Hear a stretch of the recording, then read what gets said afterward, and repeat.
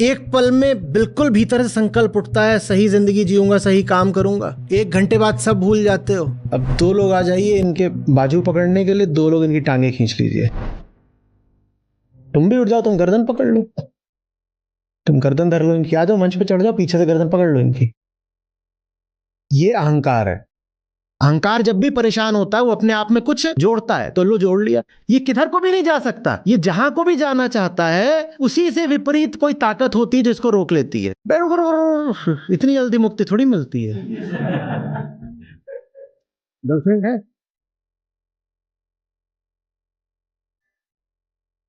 दूसरी दूं, इनकार करोगे क्या? दिल से बोलना।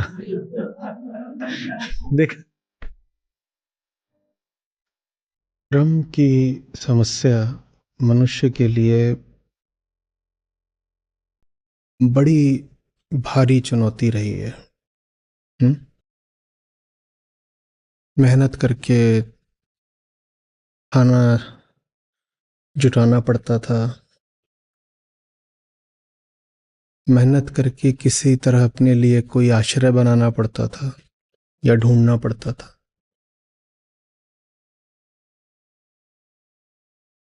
और श्रम से ही अपने आप को वन्य जीवों से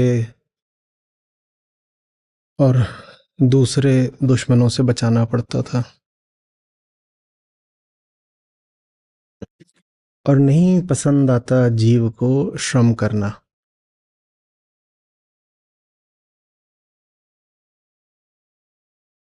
विश्रांति, आराम जैसे हमारा स्वभाव हो वो हमको खींचता है।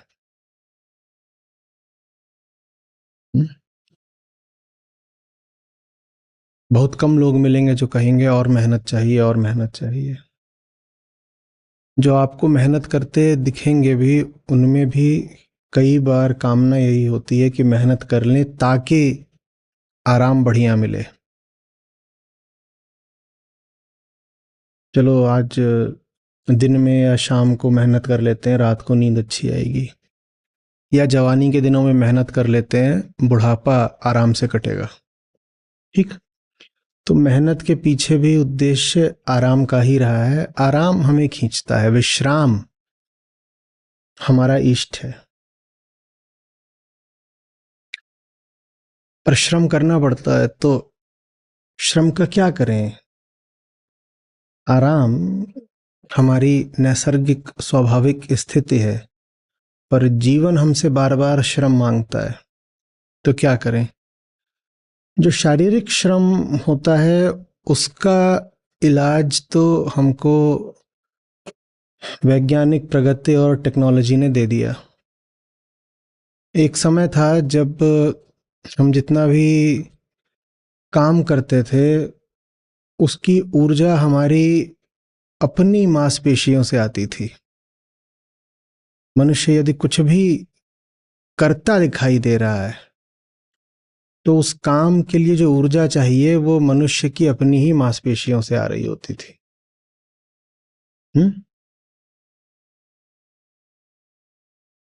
बड़ा श्रम लगता था, काम बहुत बड़े बड़े होते हैं और आदमी की मांसपेशियां तो सीमित हैं।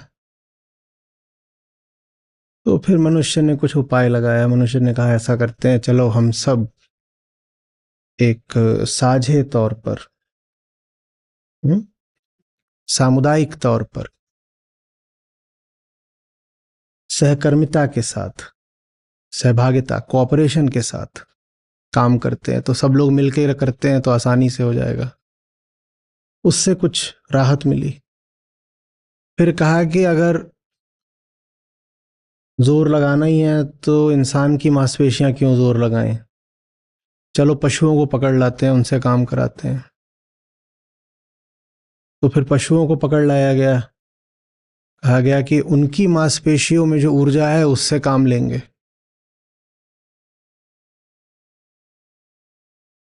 और फिर उसके बाद आ गई मशीनें। जो आरंभिक मशीनें थीं उनमें ईंधन तो मांसपेशियों से ही आता था। आरंभिक मशीनें ऐसी नहीं थीं कि उनमें कोयले को जलाने से ऊर्जा आती हो, या बिजली से आती हो, या तेल जलाने से आती हो ना। आरंभिक मशीनें थीं, वो एफर्ट मल्टीप्लायर थीं बस।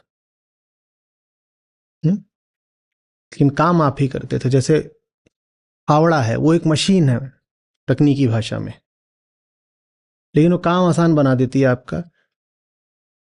ऊर्जा उसमें आपकी मांसपेशी की ही लग रही है, ऊर्जा उसमें आपकी मांसपेशी की लग रही है।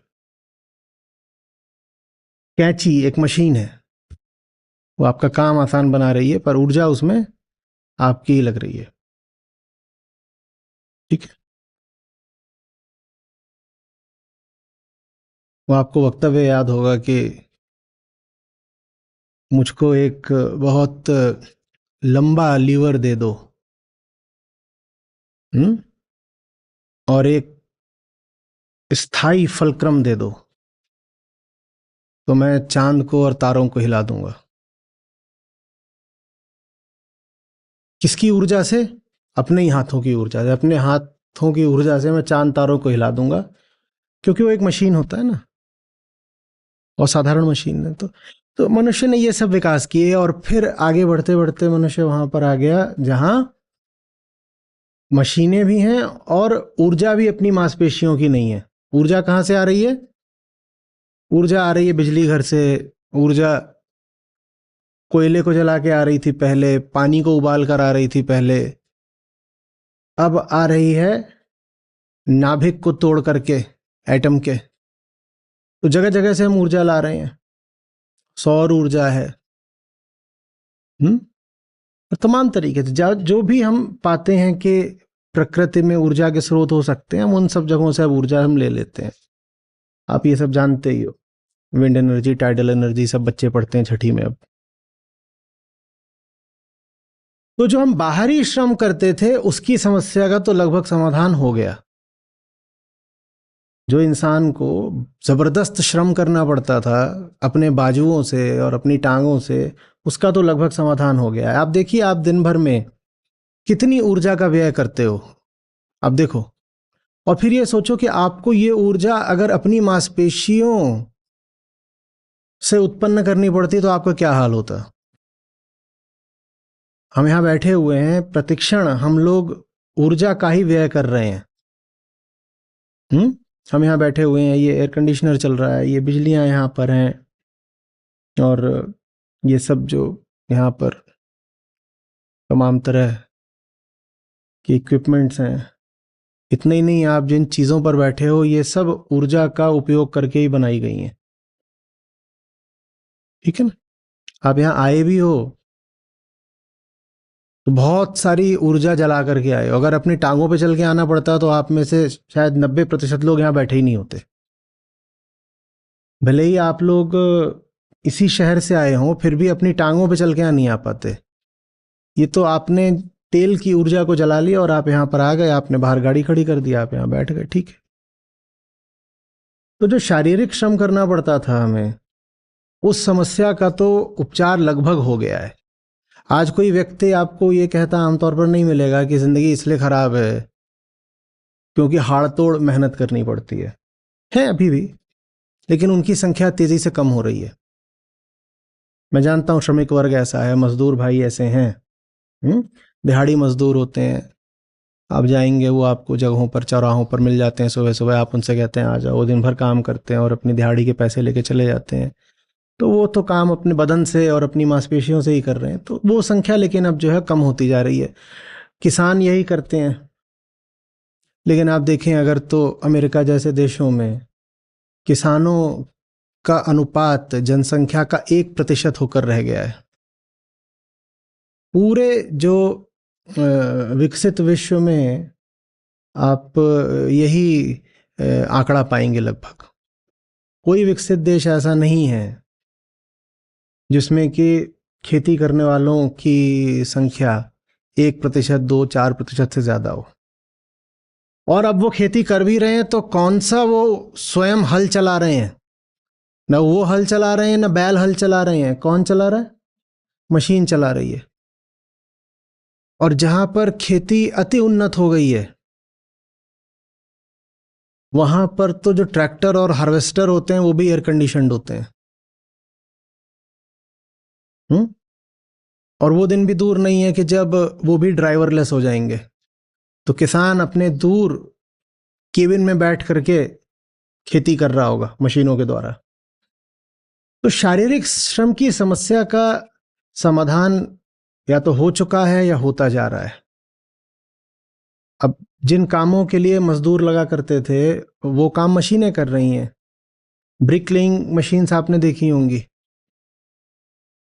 मशीनें आती हैं और दीवार खड़ी कर देती हैं। जो काम आमतौर पे चिनाई वगैरह का काम कौन करता था, सब मजदूर लोग करते थे, वो काम मशीनें कर देती हैं। रोड लेइंग मशीन्स भी आपने अब देख ही ली हैं। जो काम करने के लिए आपने ही देखा होगा कि ज्यादा नहीं 15-20 साल पहले बहुत सारे मजदूर खड़े होते थे सड़कों पर। वो काम अब जब हो रहा होता है तो वहाँ मजदूर कुछ कम ही दिखाई देते हैं। 4-5 लोग होते हैं, मशीनें ज़्यादा होती हैं और बड़ी बड़ी होती हैं और आधुनिक होती हैं। तो शारीरिक श्रम की समस्या का समाधान हुआ जा रहा है। और शारीरिक श्रम की समस्या का चूंकि समाधान हुआ जा रहा है, इसीलिए आप पा रहे हैं कि व्यायामशालाओं में और खेल की जगहों में और खेलों के घंटों में और खेलों की ज़रूरत में भारी वृद्धि हुई जा रही है। पुराने आदमी को शायद व्यायामशाला माने जिम वगैरह की इतनी ज़रूरत नहीं थी, क्योंकि हर आदमी को अनिवार्यतः काम करना ही पड़ता था। लेकिन आज के आदमी के लिए जिम एक बहुत बड़ी ज़रूरत बन गई है, क्योंकि शरीर का सारा श्रम तो अब चला गया है मशीन के हाथ में। तो शरीर को अब श्रम देना है तो क्या चाहिए? आपको खेलना पड़ेगा, तो स्पोर्ट्स कॉम्प्लेक्सेस चाहिए, फिर आपको जिम चाहिए। आप ओलंपिक्स वगैरह देखते हैं, एशियन गेम्स देखते हैं, उसमें आप पाते हैं कि मुल्क जितना विकसित होता है उसके मेडल उतने ज़्यादा होते हैं, है ना? आपने कभी किसी गरीब मुल्क को पदक तालिका में ऊपर नहीं देखा होगा। वजह समझिए, मुल्क जितना विकसित होगा उन्हें उतनी ज्यादा जरूरत भी तो होती है ना, खेलने की, कूदने की, शरीर को व्यायाम देने की। जो मुल्क जितना गरीब है उनको ना जरूरत है ना उनके पास संसाधन है। अमीर लोगों के पास ही संसाधन है कि वो खेलें कूदें, क्योंकि बहुत सारे, ज्यादातर अब खेल ऐसे होते हैं जो एक एक निवेश मांगते हैं, एक आधारभूत ढांचा मांगते हैं। आप टेनिस कैसे खेल लोगे बिना एक महंगा कोर्ट बनाए? और एक स्विमिंग पूल बनाना कोई सस्ता सौदा नहीं होता।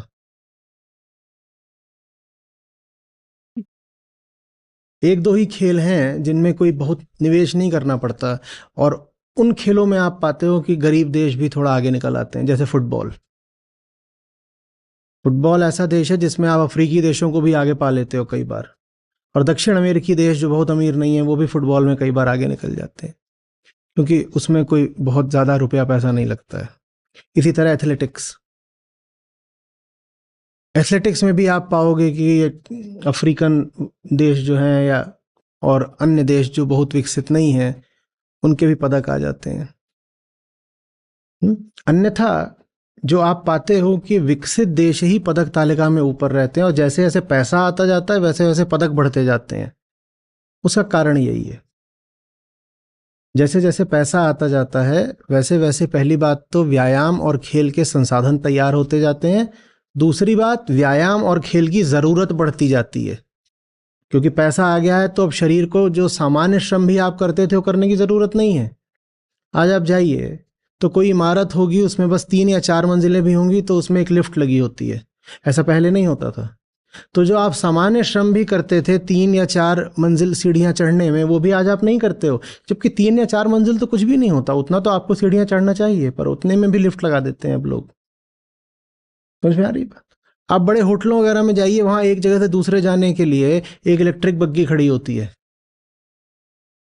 जो होटल है उसके परिसर के अंदर ही एक जगह से दूसरी जगह जाना है तो वहां पर उन्होंने एक बग्गी खड़ी कर रखी है। क्यों, आप चल के नहीं जा सकते क्या? पर ठीक वैसे जैसे वहां एक बग्गी खड़ी होती है, उसी तरह वहां पर फिर एक जिम भी जरूर होगा। वो बग्गी और जिम साथ साथ चलते हैं। चूंकि आप चलने में ऊर्जा नहीं लगा रहे, इसीलिए जरूरी हो जाता है कि अब आप ऊर्जा जिम में लगाइए। समझ में आ रही है बात? तो जो शारीरिक श्रम की समस्या थी, वो तो शारीरिक श्रम की समस्या कार्ल मार्क्स जैसे लोगों के सामने बहुत बड़ी थी, और जब तक वो समस्या बड़ी रही तब तक साम्यवाद भी चढ़ा रहा कि मजदूर को काम करना पड़ता है, मजदूरों को काम करना पड़ता है। जैसे जैसे टेक्नोलॉजी इतनी उन्नत होती गई कि मजदूर के ऊपर भी जो अमानवीय श्रम का बोझ था वो कम होता गया, वैसे वैसे हमने पाया कि साम्यवाद भी लगभग अप्रासंगिक होता चला गया।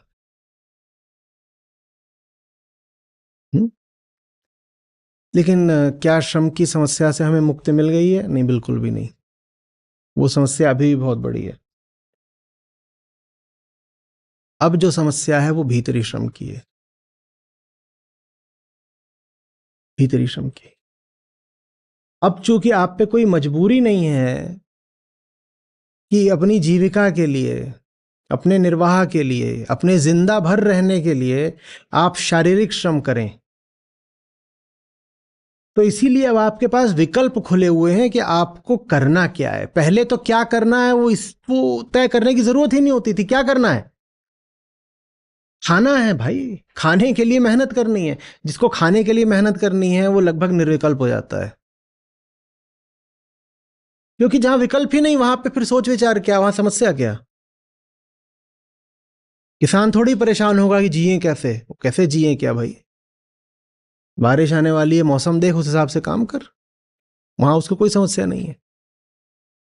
पर अब वो समस्या आ गई है, क्योंकि खाली समय भी है आपके पास, शरीर के ऊपर भी कोई बाध्यता नहीं है श्रम करने की। अब आपके पास वो है जिसको इकोनॉमिक्स में लेजर बोलते हैं, उसका करें क्या? क्या करें? वो आपके पास आज है, राजा जनक जैसों के पास बहुत पहले से था, तब भी था उनके पास। तो जो बात अष्टावक्र मुनि ने उस समय राजा जनक को बोली है, वो बात हम सबके लिए आज प्रासंगिक हो रही है कि भीतरी तौर पर करें क्या। अब बहुत जरूरी हो गया सही काम चुनना। पहले चुनने की जरूरत ही नहीं थी, क्योंकि चुनने का अवसर ही नहीं था। जिसके मजबूरी में सिर्फ जिंदा रहने के लिए काम करना पड़ता हो, बेचारा क्या चुनेगा? पर आज आपको चुनना है। आप ये काम भी कर सकते हो, आप ये काम भी कर सकते हो, आप ये काम भी कर सकते हो। आप कहीं पे हो, आपको जगह पसंद नहीं आ रही, आप वहां इस्तीफा डाल देते हो, आप रिजाइन कर देते हो। खेत से क्या किसान कभी रिजाइन कर सकता है? तो वो तो निर्विकल्प हुआ पड़ा है, वो कुछ नहीं कर सकता। वो तो मेहनत करनी है तो मेहनत करेगा। अधिक से अधिक वो ये कर सकता है कि अपना खेत छोड़ देगा तो किसी और खेत में आके मजदूरी करेगा, नहीं तो शहर चला जाएगा, वहां वो किसी फैक्ट्री में मजदूर बन जाएगा। यही कर सकता है वो, और क्या करेगा? पर आपके सामने तो न जाने कितने रास्ते खुले हैं। आपके सामने बहुत रास्ते खुले हैं। आपको एक जगह ठीक नहीं लग रही, आप कहीं और जा सकते हो। आप जिस क्षेत्र में काम कर सकते हो, ये तो छोड़ो कि आप अपनी संस्था बदल सकते हो, आप वो पूरा क्षेत्र भी बदल सकते हो सकता है कि आप बहुत पहले कपड़े बेचने के क्षेत्र में काम करते थे, आपको समझ में आया एक क्षेत्र आपके लिए नहीं है, आप कपड़े बेचने के क्षेत्र को छोड़कर शिक्षा के क्षेत्र में आ सकते हो। इन दोनों क्षेत्रों में कोई संबंध नहीं आपस में, पर आप ऐसा कर सकते हो। तो अब जो समस्या है वो भीतरी है। पहले जो समस्या थी वो बाहरी श्रम की थी, अब जो समस्या है वो भीतरी है। अब समस्या ये है कि इतने सारे जो मुझे विकल्प उपलब्ध हैं काम करने के, उसमें सही विकल्प चुनूं कैसे? और एक बार सही विकल्प चुन लिया तो उसमें अपने आप को झोंकूं कैसे? और इन दोनों ही तलों पर हम अटक जाते हैं। न तो हमसे सही काम चुना जाता, और सही काम अगर हम चुन भी लें तो हम उस सही काम को समर्पित नहीं हो पाते हैं। आज का श्लोक अपने आप को उस सही काम को समर्पित करने के विषय में है। आज आपके सामने एक एकदम नया शब्द खुलेगा जिसकी चर्चा अभी तक अष्टावक्र संहिता में नहीं हुई है, और भगवद गीता में भी हमने उस पर अभी बहुत बात नहीं करी है। वो शब्द है निष्प्रयत्नता, एफर्टलेसनेस। एफर्टलेसनेस जो शारीरिक श्रम है, जो फिजिकल एफर्ट है, उस समस्या से तो हम कह रहे हैं कि हम लगभग मुक्त हो चुके हैं, और अगर पूरी तरह मुक्त नहीं हुए तो आने वाले 50 सालों में पूरी तरह ही मुक्त हो जाएंगे। अब जो समस्या है वो भीतरी श्रम की है। जो कुछ भी करने निकलते हैं भीतर से उसमें कुछ विरोध आ जाता है। लगता भी है कि जो काम है वो सही है, आवश्यक है, फिर भी उसको करो तो भीतर कोई बैठा है जो अड़चन लगाता है, बाधा करता है, कुतर्क करता है, आलस करता है। आज के मनुष्य के सामने ये समस्या ज्यादा बड़ी है। समझ में आ रही है आपको बात? भीतरी तौर पर बड़ी मेहनत करनी पड़ रही है, बाजुओं से मेहनत नहीं करनी पड़ रही, मेहनत भीतरी तौर पर करनी पड़ रही है और उस मेहनत से कोई अंजाम नहीं निकल रहा। आप शरीर से मेहनत करते हो तो कुछ तो आपको दिखाई देता है कि स्थूल रूप से कुछ तो आगे पीछे हुआ, कुछ बना, कुछ टूटा, कुछ तो हुआ। और जो भीतरी मेहनत होती है वो बस आपको भीतर ही घुन की तरह चाट जाती है। उससे कोई फल, कोई परिणाम सामने नहीं आता, लेकिन भीतर ही भीतर आप लगातार संघर्षरत बने ही रहते हो। भीतर श्रमरत हो आप, युद्धरत हो आप, और उससे कुछ निकल कर आ रहा है। उस युद्ध में कोई भी पक्ष विजयी भी हो पा रहा है नहीं, कोई नहीं। बस अंदर ही अंदर एक घर्षण चलता रहता है। उस घर्षण का परिणाम कुछ नहीं होता थकान के अलावा। आप में से कितने लोगों ने अनुभव करा है कि आप बैठे बैठे थक जाते हो? कोई पूछे क्या किया, करा कुछ नहीं, बैठे बैठे बस थक गए। खुद अनुभव कराओ, ये लोगों को देखा हो अपने आसपास कि वो कुछ नहीं कर रहे, बस दिन भर बैठे हुए हैं और बैठे बैठे शायद बस सोच रहे हैं, और सोचते सोचते वो बिल्कुल निढाल हो गए, एकदम थक कर बेहाल हो गए। देखा है कि नहीं देखा है? यह है आंतरिक श्रम। तो मांसपेशियों वाले श्रम की समस्या तो हमने सुलझा ली, आंतरिक श्रम की जो समस्या है वो नहीं सुलझ रही। हम भीतरी तौर पर बड़ी मेहनत करते हैं और उस मेहनत का हमें कोई अंजाम भी मिलता नहीं।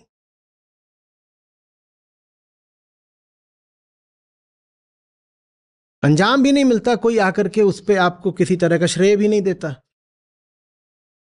बाजुओं से दिहाड़ी भी करोगे तो कुछ तो पाओगे। भीतर बैठे बैठे एक यादृच्छिक संघर्ष में उलझे हुए हो। कहीं से एक विचार आ रहा है, दूसरे विचार से टकरा रहा है, एक कामना आ रही हो, किसी दूसरी वृत्ति से टकरा रही है। सच्चाई की थोड़ी झलक मिली भी तो उसके ऊपर 10 तरह की तामसिकता का कोहरा आ रहा है। एक पल में बिल्कुल भीतर से संकल्प उठता है, सही जिंदगी जीऊंगा, सही काम करूंगा। 1 घंटे बाद सब भूल जाते हो। अभी शाम को ही जाकर के कस्में खाई थी, शपथ उठाई थी, आज से नालायकी नहीं करूंगा, और रात होने से पहले ढाक के 3 पात। ये सब होता है ना। तो आज उसको संबोधित कर रहे हैं मुनि अष्टावक्र। भीतरी तौर पर श्रम की समस्या से कैसे हम निपटें।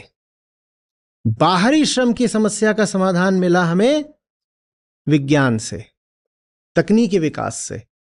और जो भीतरी समस्या है श्रम की, जो भीतर भीतर बड़ी मेहनत करनी पड़ती है, उसका हमें समाधान मिलेगा आत्मज्ञान से।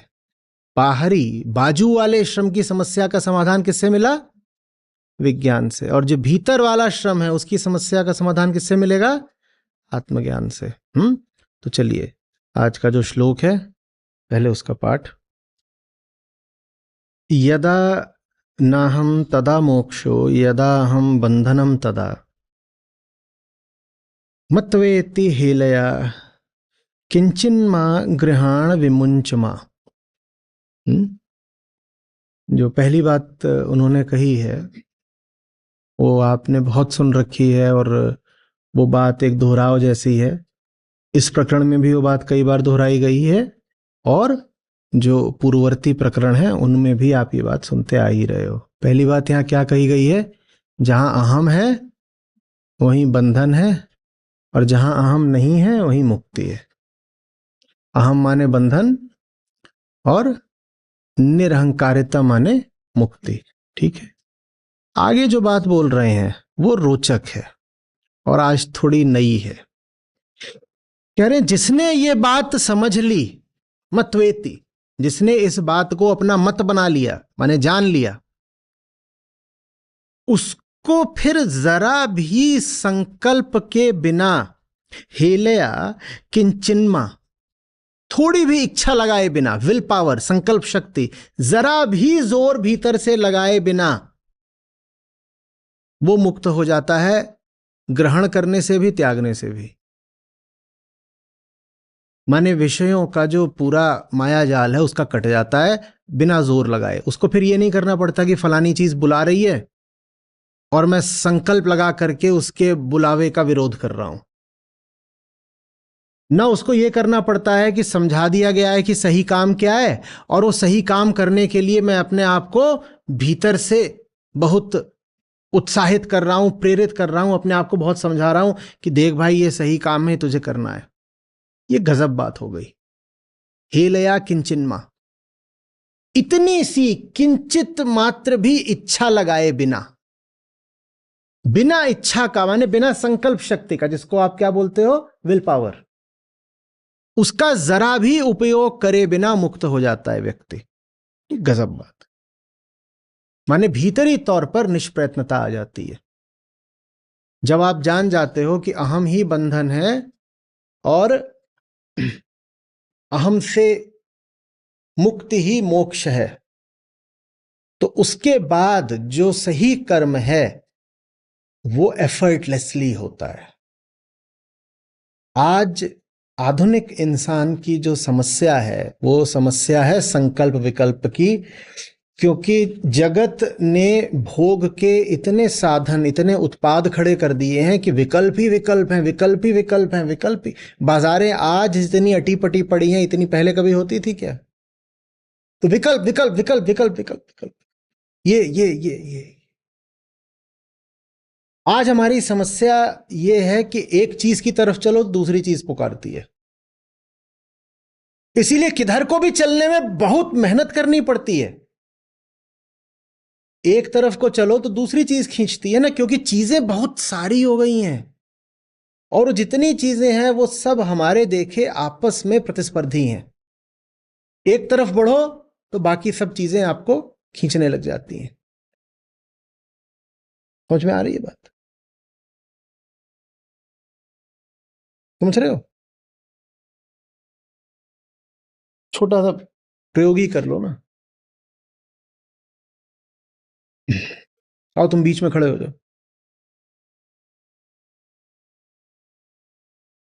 अब यहीं यहीं खड़े हो जाओ। हाँ, कहीं भी खड़े हो जाओ जहां पे सब लोग देख पाए। सब लोग माने जो सब ऑनलाइन लोग हैं वो भी देख लें। ऐसे खड़े करो।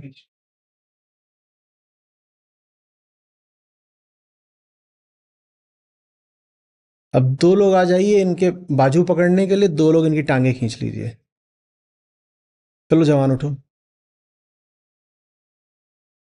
तुम टांग पकड़ लो इनकी। आप दोनों आ जाइए, इनके एक एक हाथ खींच लीजिए।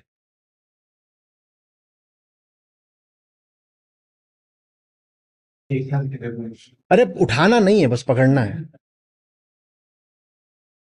तुम भी उठ जाओ, तुम गर्दन पकड़ लो, तुम गर्दन धर लो इनकी। आ जाओ मंच पे चढ़ जाओ, पीछे से गर्दन पकड़ लो इनकी।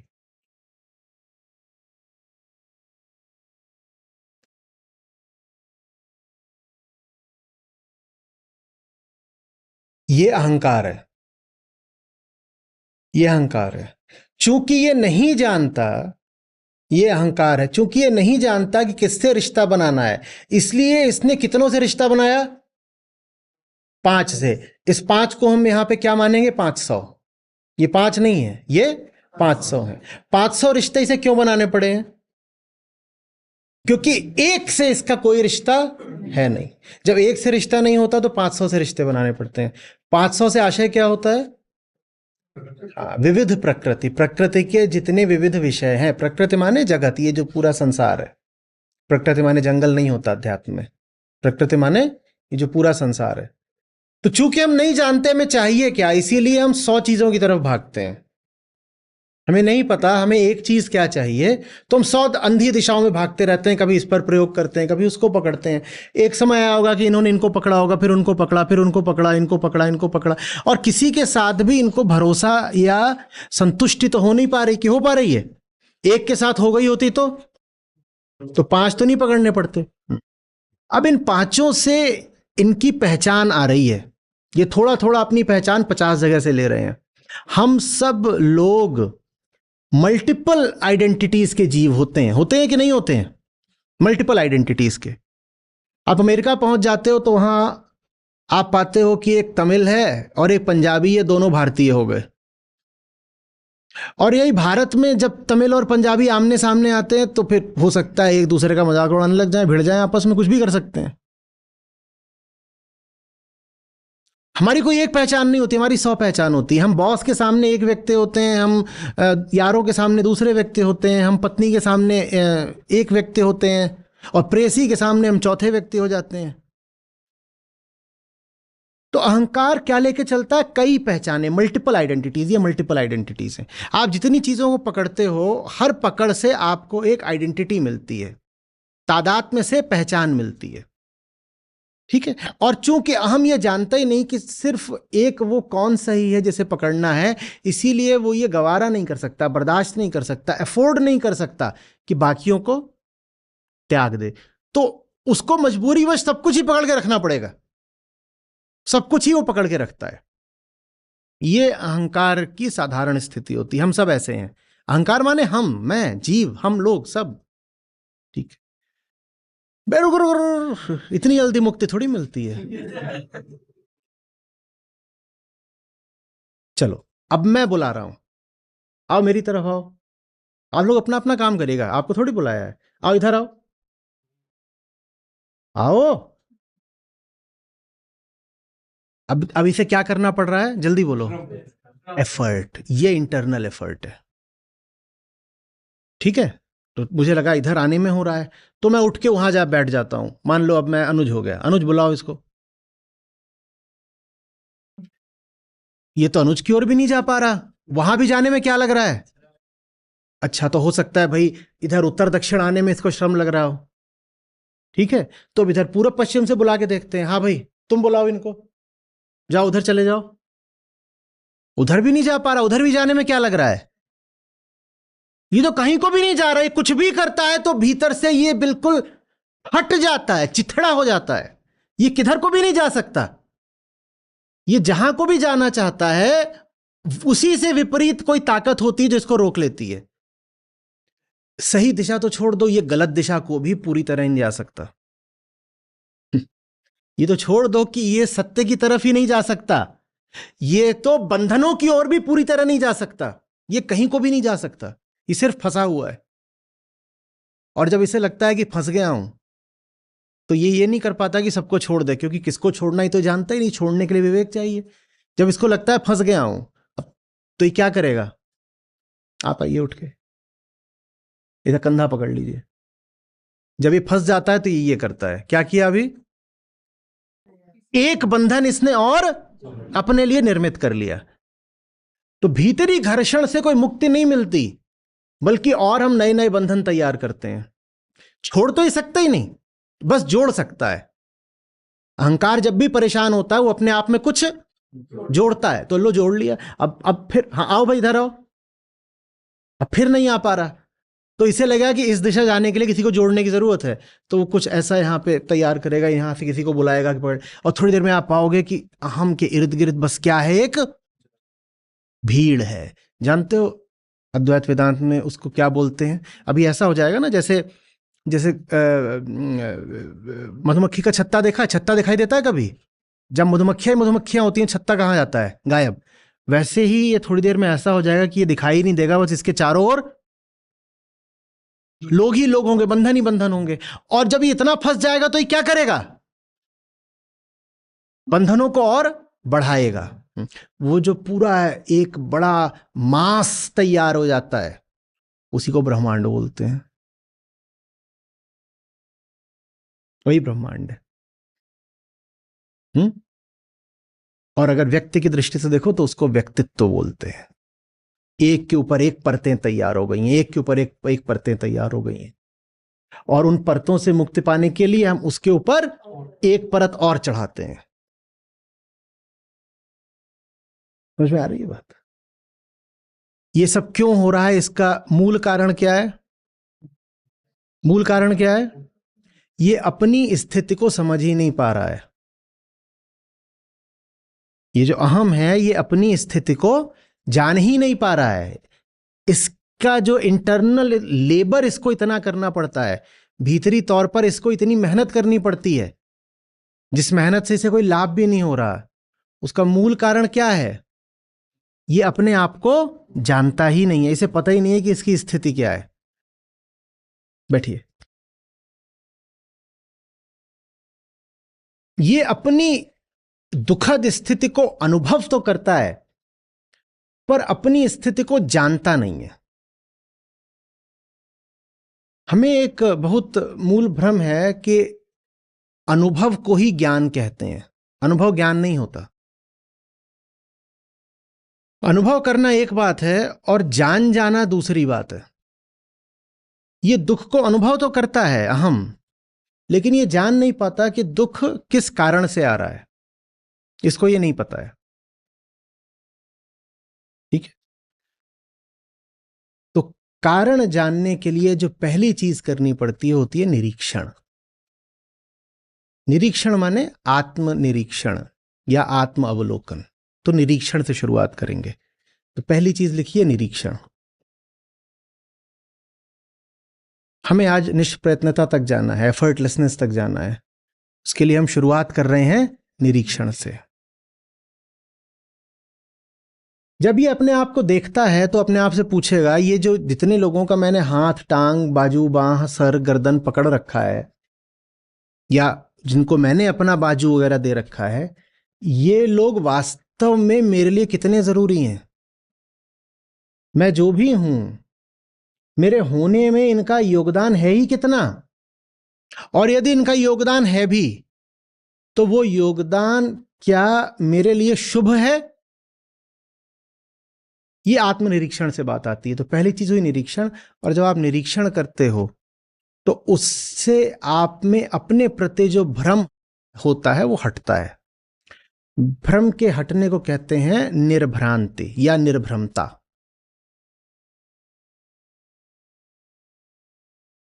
तो पहली चीज निरीक्षण, दूसरी चीज निर्भ्रांति।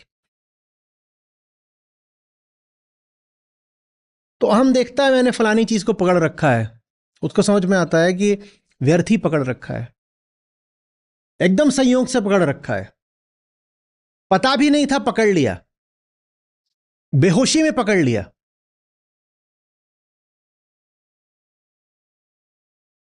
जैसे शरीर पर आकर के कोई गंदगी चिपक गई हो, हमें पता भी नहीं था, हम सो रहे थे, कोई चीज आकर के लग गई और हम उसको लेके घूम रहे हैं। क्या आवश्यकता है उसको शरीर पर रखने की? वो एक जुड़ाव है आपकी हस्ती के साथ, वो चीज है, वो आके जुड़ गई है, लेकिन यूं ही जुड़ गई, यूं ही बस यादृच्छिक रूप से, संयोगवश, उससे कोई लाभ आपको मिल नहीं रहा है। तो ये फिर क्या बोलता है, इससे अपना नाम जोड़ने की, अपनी पहचान जोड़ने की कोई जरूरत है नहीं, ये हटा। ऐसे ही करके जितने भी उसने सब ये अपने रिश्ते बना रखे होते हैं वो एक एक का निरीक्षण करता है। जैसे जैसे निरीक्षण करता जाता है उसे पता चलता है कि इसकी भी मुझे कोई जरूरत है नहीं, एकदम कोई जरूरत नहीं है, इसको भी हटाओ, हटाने दो। ये न भी रहे तो मैं हूं, बल्कि ये न रहे तो मैं कहीं बेहतर हूं, मुझे कुछ नहीं करना इसको पकड़ करके। इसको कहते हैं निर्भ्रांत होना। ये भ्रांति है कि आप जो कुछ बने बैठे हो वो आपकी असलियत है। आप जिन भी चीजों को अपने लिए जरूरी मानते हो, जरूरी है नहीं।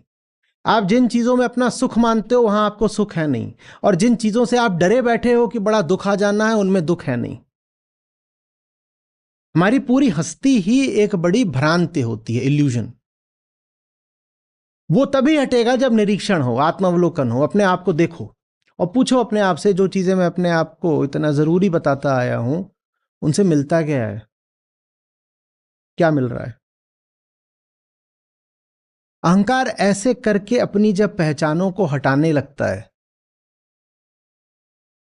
तो धीरे धीरे वो पाता है कि वो पहचानों से मुक्त होता जा रहा है। जो अहंकार पहचानों से माने विषयों पर आश्रयता से मुक्त है, उसी को फिर हम कह देते हैं मुक्त अहंकार या निरहंकार।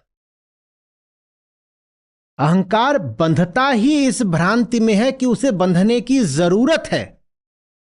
जैसे ही उसे समझ में आता है कि जरूरत नहीं है बाबा, वैसे ही वो उस जरूरत से मुक्त हो गया, स्वयं से ही मुक्त हो गया। उसको कहते हैं निरहंकारिता। जो उसने अपनी एक आश्रित हस्ती बना रखी थी, वो आश्रित हस्ती गई। मुझे अपने होने के लिए इन सब सहारों की कोई जरूरत नहीं। और ये जो सहारे हैं, ये वास्तव में सहारे नहीं है, ये क्या है? बंधन है। यही आज बात कर रहे थे हम, सहारा ही बंधन है। मैंने तो ये सोच के सहारा बनाया था कि सहारा है, पर वो है तो बंधन ना। सहारे हटाते ही बंधन हट जाते हैं। सहारा हटाया नहीं कि बंधन हट गया, बंधन हटा तो हम कहते हैं निरहंकारिता। तो निरीक्षण, निरीक्षण से निर्भ्रमता, निर्भ्रमता से निरहंकारिता।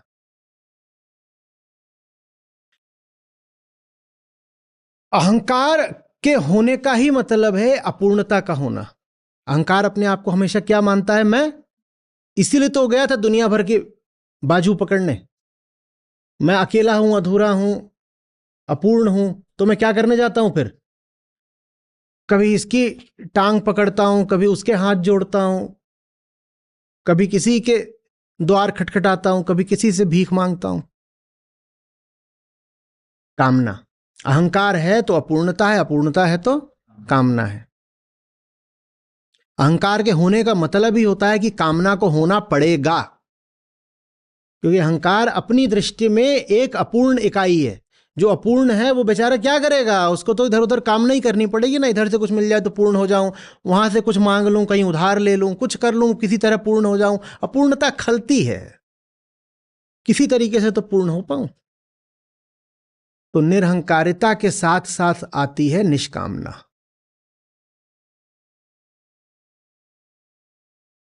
जा रही बात? अब जब कामना थी तो क्या किसी एक वस्तु की कामना थी? जब कामना थी तो क्या कभी एक वस्तु की कामना थी? बताइएगा कभी एक चीज की कामना हुई हो? कामना अगर इतनी होशियार ही होती, कामना यदि इतनी विवेकपूर्ण ही होती कि बस एक वस्तु की होती, तो वो एक कामना पर्याप्त हो गई होती। कामना ऐसी चीज होती है जैसे आप जानते ही ना हो कि आपको क्या चाहिए, और आप एक बड़ी भारी बाजार में पहुंच गए हैं और सभी कुछ आपको आकर्षित कर रहा है। कभी कुछ लुभाता है, कभी कुछ ललचाता है। आपको पता नहीं क्या चाहिए, लेकिन कुछ भी ऐसा नहीं है जो विशेष रूप से चाहिए, और कुछ भी ऐसा नहीं है जिसको आप साफ साफ कह सकें कि नहीं चाहिए। आपके पास क्या कुछ भी ऐसा है जो आपको दिया जाए और आप बिल्कुल इनकार कर दें कि नहीं लेना? बताइएगा। कुछ भी आपके पास ऐसा है जो आपको दिया जाए और आप इनकार कर दें कि नहीं, ये तो नहीं चाहिए? बोलिए।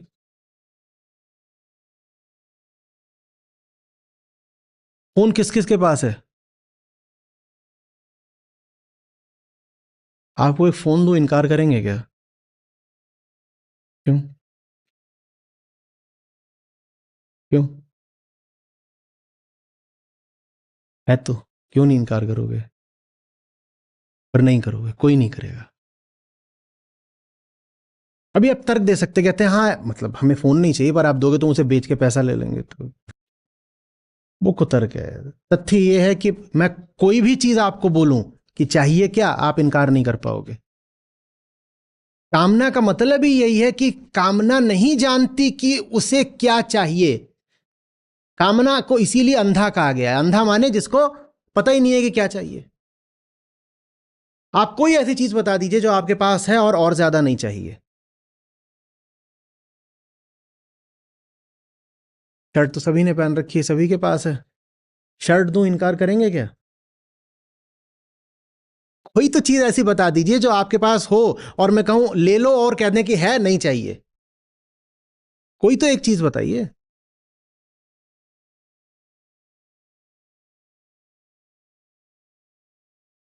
जूते।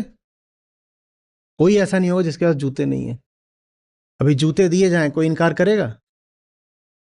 ये तो छोड़ो कि बहुत बढ़िया जूते दिए जाएं, एकदम साधारण तरह के जूते दे दिए जाएं, तो भी आप कहेंगे हाँ लाओ दे दो, ठीक है। कोई नहीं कहेगा मेरे पास हैं और जैसे आप दे रहे हो उससे बेहतर हैं तो मैं नहीं लूंगा, मैं छूना नहीं, हटाइए नीचे, कोई नहीं कह पाएगा। जो कहेंगे भी वो इसलिए कहेंगे कि इसको अगर हटाओ तो क्या पता इससे कुछ बेहतर ही मिल जाए, या इसलिए कहेंगे कि इसको अगर अभी स्वीकार कर लेते हैं तो कुछ हानि होती है। हानि क्या होती है? सब कहेंगे कि देखो आदमी छोटा है, छोटी चीज ले गया।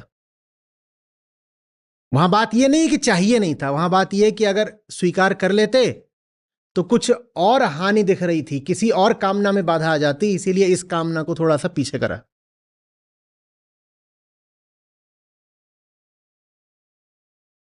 गर्लफ्रेंड है?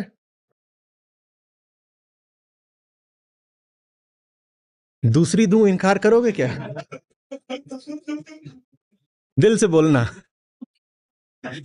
देखा, कुछ नहीं सीखा इसने अभी तक।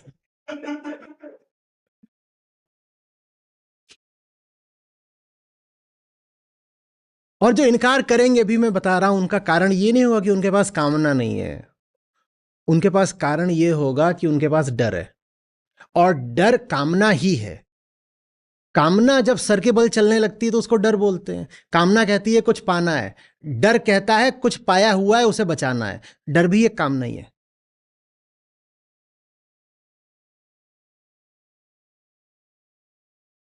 इतना मीठा लगा प्रस्ताव मेरा, जनाब अभी तक मुस्कुरा रहे हैं।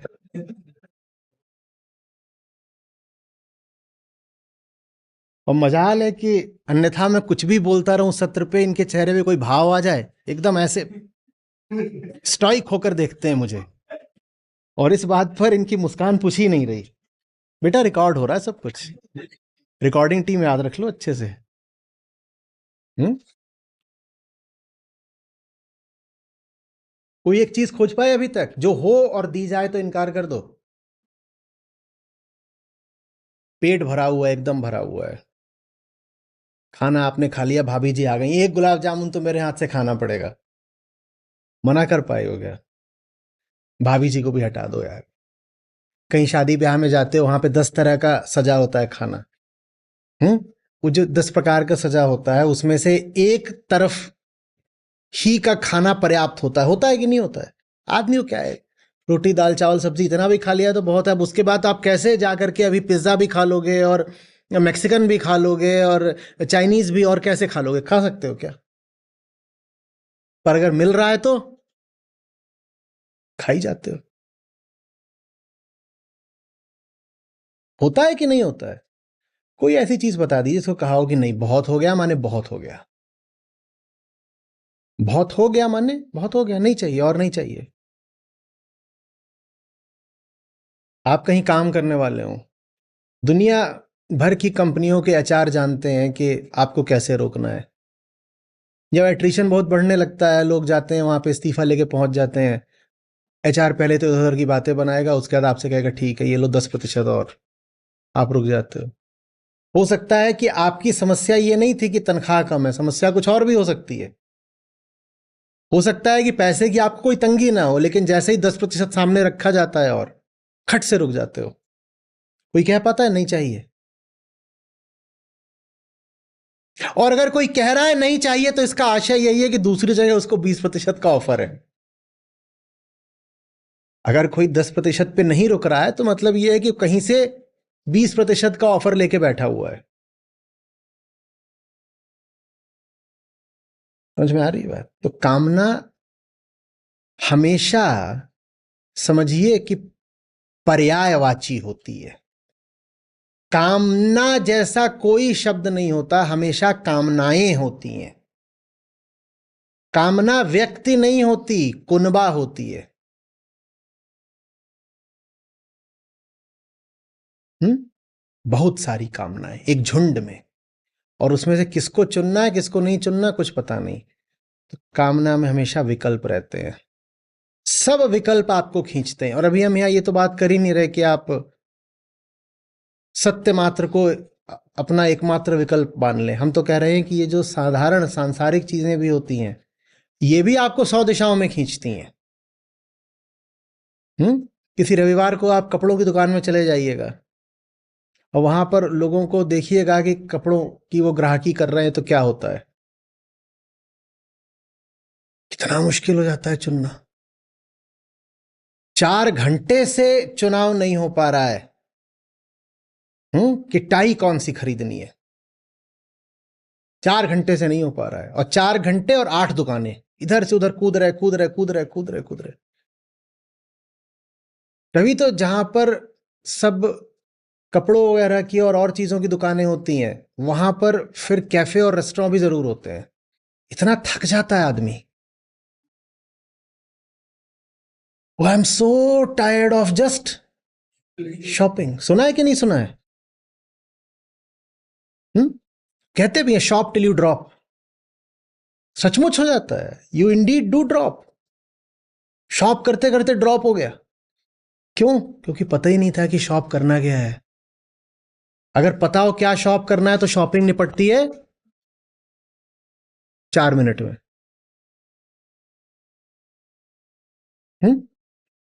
4 मिनट। अपने साथ होता है कई बार। कहीं कुछ जाना है तो पीछे से शुभंकर भाई फोन करके उसको पूछते हैं, हाँ दुकान खुली है? बोलता हाँ 8:30 तक खुली है। तो ठीक है 8:25 तक हम आ जाएंगे। खत्म। कितनी बार 8:25 पे गए, पता है ना क्या लेना है, गए उठाया वापस आ गए। तुम्हें कौन सा वहां पे हर चीज आकर्षित कर रही है कि ये भी ले लें कि वो भी ले लें। अब ये ले लिया है तो वो भी ले लो, कुछ नहीं, घुसे लिया है। और कई लोगों की बात बहुत खलती है। मुझको तो बड़े ताने पड़े थे अपने पिछले जन्म में कि तुम कितना अपमान करते हो शॉपिंग की पवित्र प्रक्रिया का। वहां घुस करके पहले एक एक चीज देखी जाती है, समझी जाती है, फिर शॉर्ट लिस्ट करी, पहले लॉन्ग लिस्ट करी जाती है, फिर शॉर्ट लिस्ट करी जाती है। तुम ऐसे जाते हो जैसे वहां थूकने गए हो। घुसे, थूका, बाहर आ गए। उन लोगों को ही बुरा लगता है। वो 5 चीज दिखाने आते हैं, तुम वहां घुसते हो और बोलते हो वो, और बिलिंग करो और जाने दो। समझ में आ रही बात? तो कामना माने एक कामना नहीं, 1000 कामनाएं, विकल्प ही विकल्प, विकल्प ही विकल्प, विकल्प ही विकल्प। और इतनी हमारी हैसियत नहीं, इतना हमारा विवेक नहीं, इतना हमारा दम नहीं कि उनमें से किसी भी विकल्प को कह दें नहीं चाहिए। हर चीज जो हमारे सामने आती है एक नया विकल्प बन जाती है। और दुकानदार ये बात खूब जानते हैं। आप वहां पे कुछ कर रहे हैं, वो एक चीज और आपके सामने सरका देंगे, थोड़ा ये भी देखिएगा। और आप कहते अब इतना सारा क्या करना, क्या ये भी देखिए, ये भी देखिए, ये भी देखिए, ये भी देखिए, ये भी देखिए। जब निष्कामना आती है तो निर्विकल्पता आती है।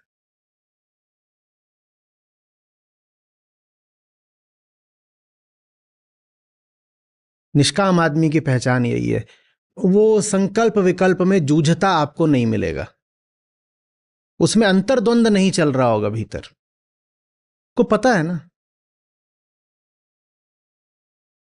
जो आदमी जितना अहंकारी होगा वो उतना अंतर्द्वंद से ग्रस्त मिलेगा।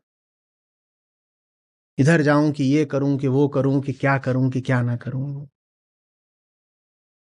ये सब आत्मज्ञान के अभाव का लक्षण है। बेपेंदी का जैसे लोटा, नहीं समझ में आ रहा है, ये यहां जाए वहां जाए, जो ही कुछ मिलता है वही आकर्षित करने लग जाता है।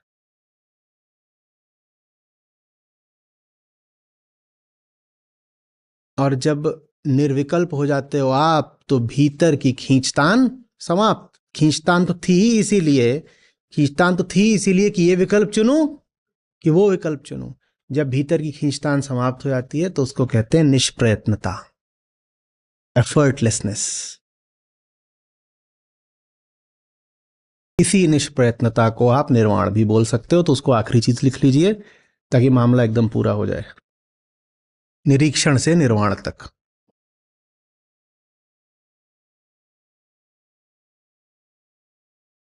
कितने चरण की प्रक्रिया निकली? 7।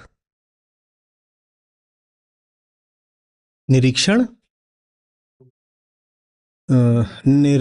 निर्भ्रमता, निरहंकारिता, निष्कामता, निर्विकल्पता, निष्प्रयत्नता, निर्वाण। 8 नहीं, 7। 7।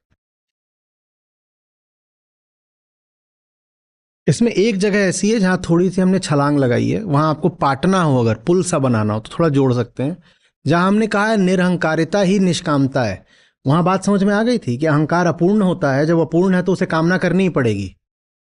वो स्पष्ट हो गया था। नहीं तो वहां बीच में आप एक और जोड़ सकते हैं, निर्बंधता। निरहंकारिता माने अहंकार ही तो अपना बंधन है ना, और बंधन से ही छूटने की कामना होती है। तो निरहंकारिता माने निर्बंधता, और अगर जब बंधन नहीं बचा तो फिर कामना काहे की करोगे। जैसे जैसे बंधन कम होता जाता है वैसे वैसे कामना भी कम होती जाती है। माने कामना दुख जनित होती है या कामना बंध जनित होती है। जितना बंधन होता है भीतर उतनी ही ज्यादा कामनाएं होती हैं। बंधन जितना होता है भीतर उतनी ही ज्यादा कामनाएं होती हैं। तो जब निरहंकारिता है तो उसको फिर हम कह सकते हैं उससे निर्बंधता, निर्बंधता से निष्काम। या नहीं उसको जोड़ना हो तो मत जोड़ो, ये जो 7 चरण ये भी अपने आप में पर्याप्त है।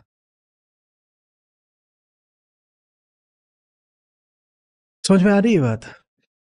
अब सोचो कि जीवन कैसा होगा अगर भीतर से मामला निष्प्रयत्न हो जाए।